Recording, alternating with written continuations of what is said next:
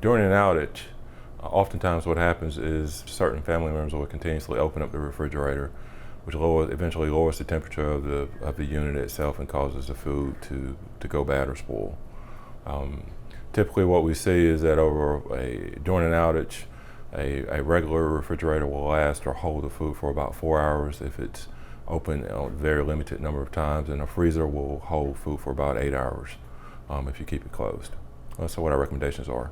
One of the things we try to do is help people prepare for storms before they even arrive. So if there's a winter storm coming or even a hurricane that's projected to come, you need to start looking at protecting your food as well as other things within your house. And when it comes to protecting your food, one thing that we recommend is to actually fill up containers and freeze them to use them as insulators for your food. You can also buy bags of ice, which is what my family does, and just we'll have it prepared and laid on the items in case it goes out to kind of retain that food at the appropriate temperature. Oftentimes what happens, and every situation is a little bit different, but if there's a power outage and there's a food spoilage event that occurs, you do have a right to file a claim.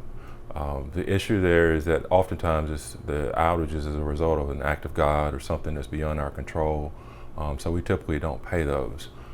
We will open and have an open dialogue with the claimant to see if there's something special or unique about that situation which causes us to change our minds. With our service territory, I think, and with us being a hometown utility, we take pride in restoring power very quickly. I would say on an average, the tops of that average for restoration is usually around 30 minutes because of just where we're located, and we've got crews spread out. You should not have an issue with food spoilage.